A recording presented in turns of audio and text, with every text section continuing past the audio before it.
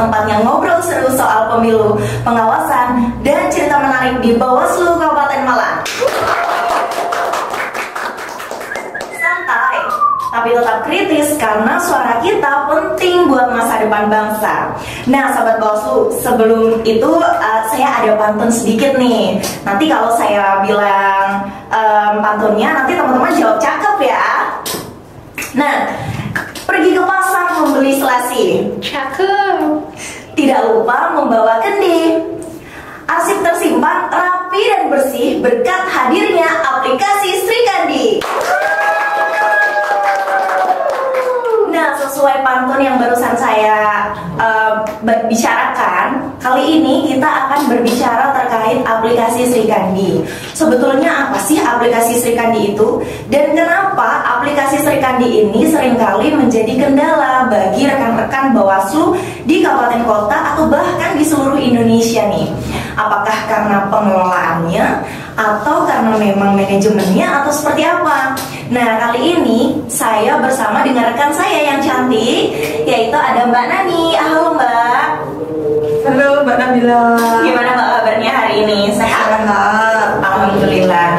Nah, so bagaimana istilah yang sering kali kita dengar, tak kenal maka tak sayang. Nah, ada baiknya kita kenalan dulu nih sama Mbak Nani. Sebelumnya Mbak Nani ini sudah bergabung di Bawaslu sejak kapan Mbak? Mungkin bisa diceritakan ke teman-teman. Saya bergabung di Bawaslu Kabupaten Malang mulai tahun 2019. Kurang lebih sampai sekarang 6 tahunan lah. Wah, udah cukup lama berarti ya Mbak bergabung bersama Bawaslu. Berarti sudah mengikuti dari masa-masa administrasi, mulai dari administrasi manual, kemudian ditata sedemikian rupa, masukkan ke Opner, seperti itu ya Mbak? Iya. Nah, oh iya Mbak, Mbak Nani berarti hingga saat ini fokusnya itu di bagian apa Mbak? Kalau kemarin-kemarin sih di Pramubakti ya, terus sekarang sambil membantu kearsipan yang sekarang sudah ada aplikasi Srikandi itu, jadi saya megang aplikasi Srikandi untuk sekarang ini. Nah, Sahabat Bawaslu ini kan pasti udah belum semuanya paham nih Mbak. Sebenarnya apa sih aplikasi Srikandi itu? Mungkin bisa dijelaskan secara singkat seperti apa aplikasi Srikandi itu Mbak? Aplikasi Srikandi itu merupakan aplikasi umum pertama yang ditetapkan berdasarkan keputusan Menteri Pendayagunaan Aparatur Negara dan reformasi birokrasi nomor 679 di tahun 2020 tentang aplikasi umum di bidang kearsipan dinamis. Sebenarnya tujuannya itu apa sih Mbak? Atau fungsi dari aplikasi Srikandi itu sebenarnya untuk apa gitu? Apakah Bawaslu Kabupaten Malang ini membentuk sebuah aplikasi ini untuk melakukan digitalisasi atau bagaimana sebenarnya? Tujuannya adalah untuk membantu pengelolaan surat menyurat dan kearsipan. Misalnya tuh ada surat masuk, ada surat keluar, dan didisposisikan. Itu sekarang udah nggak ribet kayak dulu. Terus yang kedua, mendorong transformasi digital dalam birokrasi pemerintahan. Yang ketiga, menjamin arsip negara tersimpan dengan baik, rapi, dan aman secara digital. Nah, bedanya nih Mbak, kalau dulu sama sekarang, artinya Srikandi, maaf sebelumnya, Srikandi ini masuk ke Bawaslu atau mulai diaplikasikan secara keberlanjutan itu tahun berapa Mbak? Barusan sih untuk aplikasi Srikandi ini masuk di Bawaslu itu di bulan Februari kemarin 2025. Berarti mulai dilaksanakan di Bawaslu Kabupaten Kota khususnya itu mulai tahun 2025. Iya. Nah, sebelumnya kalau nggak pakai Srikandi terus pakai apa Mbak? Manual. Seperti lah itu dari provinsi. Oh, jadi Bawaslu provinsi menyiapkan instrumen berupa spreadsheet ya untuk mengelola kearsipan Bawaslu gitu ya. Nah, itu meliputi surat apa Mbak? Surat masuk, surat keluar. Dan kalau surat masuk itu didisposisi dulu baru dimasukkan di spreadsheet dari provinsi itu. Berarti mekanismenya ada surat masuk dan terus Mbak harus masukkan dulu di spreadsheet, di print gitu ya Mbak ya. Karena kan masih manual. Lalu dikasihkan ke pimpinan, nah isinya dari pimpinan itu apa? Barulah kita input lagi di spreadsheet lagi. Karena manual. Iya. Nah, lantas kalau surat keluar itu gimana, Mbak? Berarti apakah setelah dari di draft kemudian masih harus masuk pembukuan atau langsung ke spreadsheet atau gimana? Kalau surat keluar sih dari pembuatnya ya, dari yang mengonsep itu kita draft, terus habis di draft diverifikasikan ke pimpinan atau ke kasetnya, baru ditandatangani. Itu kalau manual. Kalau untuk Sri Kandi kita langsung TTE aja. Oh, berarti sebenarnya untuk mekanisme pembuatannya sama, tetapi untuk proses lebih lanjutnya itu melalui aplikasi Sri Kandi. Nah, kalau sudah masuk Sri Kandi, Mbak, untuk kita surat keluar nih, apakah kita masih perlu untuk memasukkan ke email atau cukup di Sri Kandi itu saja sudah terintegrasi di semua Bawaslu, atau kita harus tetap kirimkan melalui email? Bisa sih lewat Sri Kandi. Kalau internet ke Bawaslu kayak Bawaslu yang sudah ada aplikasi Sri Kandi itu bisa langsung lewat Sri Kandi, nggak usah email, itu juga udah bisa. Oh, berarti sudah terkoneksi? Iya, udah terkoneksi langsung. Kayak kita nih ada surat dari provinsi, kalau di email nggak ada pasti langsung ke akunnya Pak Sri Kandi, ketua yang di Sri Kandi itu langsung muncul ada surat masuk dari Bawaslu provinsi gitu. Oh, berarti luar biasa, berarti transformasi dari manual ke digital Bawaslu ini sudah cukup keren ya, sudah terintegrasi di seluruh Bawaslu kabupaten kota se-Indonesia ya, Mbak? Iya, se-Indonesia. Akan tetapi mungkin ada kelemahan-kelemahannya. Itu tidak sepenuhnya bisa langsung tercakup untuk organisasi di luar Bawaslu gitu ya, Mbak. Berarti untuk di luar Bawaslu harus kita tetap kirimkan secara email, seperti itu. Iya. Nah, sebenarnya siapa saja sih, Mbak, pihak yang terlibat dalam aplikasi ini? Yang terlibat di aplikasi ini adalah ANRI. ANRI itu sebagai penanggung jawab utama sistem kearsipan nasional, dan juga Kementerian Komunikasi dan Informatika yang kedua itu ya, Kominfo yang kedua, menyediakan instruktur teknologi dan jaringan untuk mendukung keamanan data dan konektivitasnya.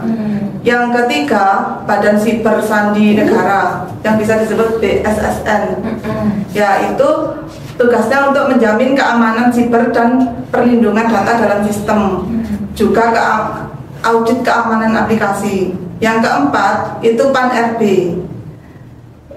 Kementerian Pendayagunaan Aparatur Negara dan Reformasi Birokrasi, itu sebagai mendorong penerapan aplikasi tersebut untuk didigitalisasikan layanan publik. Nah, untuk dalam prakteknya nih, Mbak, Mbak kan salah satu pengguna ya, bahasanya berarti kan aplikasi ini karena digunakan oleh seluruh Bawaslu kabupaten kota, jadi otomatis tidak semuanya itu akan berjalan dengan lancar. Dalam prakteknya itu apa saja nih, Mbak, kendala yang sering Mbak Nani hadapin ketika menggunakan aplikasi Sri Kandi? Yang sering sih di internet ya, koneksi internetnya tidak stabil. Karena kan banyak yang mengakses, bukan di Kabupaten Malang aja nih ya. Soalnya satu provinsi, satu Indonesia sih itu pakai Sri Kandi juga. Terus pemahaman pegawai karena belum terbiasa dengan aplikasi Sri Kandi atau hak pengguna tidak sesuai sehingga tidak bisa login. Berarti untuk masuknya itu ada akunnya, harus ada akunnya sendiri gitu ya, Mbak? Iya, punya akun sendiri-sendiri, kayak staf juga punya sendiri, kayak pimpinan, Kordiv itu juga punya akun sendiri-sendiri. Oh, berarti aplikasi ini itu sebenarnya melekat ke individu ya, bukan ke instansi. Jadi untuk user dan password itu dia melekat ke individu masing-masing pegawai. Betul, seperti itu. Iya, betul. Lantas untuk keunggulannya nih, Mbak, tadi kan kita berbicara terkait kelemahannya. Nah, untuk keunggulannya sendiri itu seperti apa aplikasi Sri Kandi ini? Kita mudah mengakses, dapat diakses melalui peramban web dengan koneksi internet. Yang kedua, pengelolaan yang mudah. Yang ketiga, efisien biaya. Kita jadi nggak usah ngeprint, nggak usah beli kertas. Terus keamanan arsip terjamin kerahasiaannya dan data tersimpan dengan rapi. Yang selanjutnya standarisasi format, membantu menjaga keseragaman format surat dinas tersebut. Maksudnya gimana tuh Mbak, menjaga keseragaman format? Sebelumnya nggak seragam atau gimana? Kalau sekarang kan formatnya udah di aplikasi udah ada formatnya ya. Untuk undangan udah ada, SK juga ada, semua ada template-nya masing-masing di situ. Oh, berarti aplikasi ini juga sudah memberikan fitur format template surat Bawaslu itu seperti apa, kayak gitu ya? Iya. Sehingga hal ini bisa mencegah adanya potensi hoax ya, sahabat Bawaslu. Karena kan seringkali yang kita ketahui bahwa ada beberapa kali surat-surat yang surat tersebut itu bukan dari Bawaslu, yang memberikan informasi-informasi yang kurang tepat kayak gitu. Nah, sedangkan aplikasi Sri Kandi ini hadir untuk mengantisipasi hal tersebut kayak gitu ya Mbak. Kemungkinan itu saya juga berpaham ya. Nah, lantas Mbak, fitur utamanya tuh apa sih Mbak Sri Kandi ini untuk mempermudah proses kearsipan Mbak? Untuk pengelolaan surat masuk dan surat keluar itu menerima surat dari instansi lain itu ya kita tinggal memasukkan di situ, kita input, membuat dan mengirim surat ke instansi lain itu udah nggak pakai email, itu bisa juga udah nggak email, udah nggak harus nggak harus berkirim lagi, nggak harus di scan, nggak harus di print kayak gitu. Semua surat itu otomatis terdokumentasi dengan rapi dalam sistem Sri Kandi tersebut. Yang kedua, disposisi elektronik. Surat yang masuk bisa langsung didisposisikan secara elektronik. Jadi kita nggak usah ngeprint ke Pak Ketua, ke siapa didisposisikan ke Ketua. Di situ di akunnya Pak Ketua sudah ada surat masuk. Pak Ketua tinggal mengisi hasilnya itu apa gitu. Artinya lebih fleksibel ya Mbak. Kita bekerja tidak harus di kantor karena aplikasi ini kan bisa diakses dimanapun gitu. Nomor yang ketiga itu pengelolaan arsip dinamis. Arsip yang tercipta dari proses surat menyurat bisa langsung disimpan dan diklasifikasikan sesuai dengan klasifikasi arsip di surat tersebut. Bisa diatur berdasarkan jenis, unit kerja, tahun, dan retensi. Yang keempat, pencarian arsip itu cepat. Jadi kita tinggal nomornya berapa, di tanggal berapa, kita langsung cari di situ. Untuk cari judulnya apa itu juga langsung muncul. Yang kelima, pengaturan hak akses, fitur yang menentukan siapa yang bisa membuat surat, membaca arsip, dan menandatangani dokumen tersebut.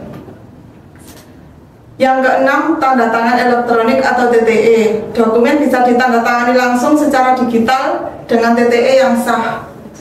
Terus terintegrasi dengan BSRE dan BSSN. Yang ketujuh, penomoran otomatis surat. Sistem bisa memberikan nomor surat secara otomatis. Jadi kita nggak harus nyari ini nomor berapa, ini berapa. Kita langsung keluar dari Sri Kandi itu udah muncul nomor, sudah berurutan nomornya. Yang kedelapan, distribusi surat antara instansi. Surat bisa dikirim ke instansi lain yang juga menggunakan Sri Kandi secara langsung lewat sistem tersebut. Yang tadi nggak usah ngeprint dikirim ke instansi lain, itu sekarang kalau dia sudah pakai Sri Kandi, kita tinggal ngirim lewat Sri Kandi itu aja. Yang kesembilan, retensi dan jadwal penyusutan arsip. Kita bisa di situ sudah ada yang membedakan mana surat yang masih aktif, sudah inaktif, siap dimusnahkan, itu sudah ada. Udah ada aplikasinya, udah ada udah ada fiturnya. Udah ada fiturnya, ada di dalamnya. Terus yang 10 itu cetak dan ekspor dokumen. Dokumen dapat diunduh dan dicetak jika dibutuhkan. Jadi kita kalau nggak membutuhkan ya nggak usah dicetak. udah nggak usah menyimpan di lemari, di perangkat apa di filing kabinet. Sekarang udah nggak gitu. Jadi lebih praktis juga ya Mbak ya, lebih efisien. Apalagi sekarang dengan anggaran yang sangat terbatas. Nah, untuk sejauh ini Mbak, manfaat apa yang paling terasa setelah menggunakan adanya aplikasi Sri Kandi ini dibanding dengan cara manual?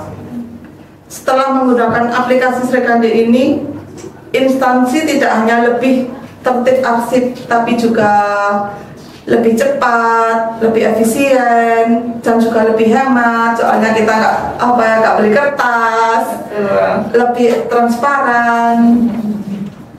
Jadi gitu teman-teman, aplikasi Sri Kandi itu hadir bukan hanya sebagai sebuah aplikasi yang diperuntukkan hanya untuk Bawaslu. Ternyata aplikasi Sri Kandi ini juga terintegrasi oleh instansi lain yang juga sudah menggunakan aplikasi yang sama, sehingga hal ini tentunya bisa sangat memudahkan atau menjaga efektivitas kinerja antar lembaga. Nah, mungkin cukup sekian rekan-rekan sahabat Bawaslu. Terima kasih Mbak Nani atas diskusi kita pada siang hari ini. Mudah-mudahan bermanfaat ke depannya, dan mudah-mudahan sahabat Bawaslu jadi lebih paham nih bagaimana mekanisme administrasi yang ada di Bawaslu Kabupaten Malang. Kemudian bagaimana proses itu dari manual menuju ke transformasi digital. Mudah-mudahan kita semua senantiasa bisa terus berproses dan juga terus mengembangkan instansi ini untuk menjadi yang lebih baik. Sekian dari saya Nabila, billahi taufiq wal hidayah. Wassalamualaikum warahmatullahi wabarakatuh.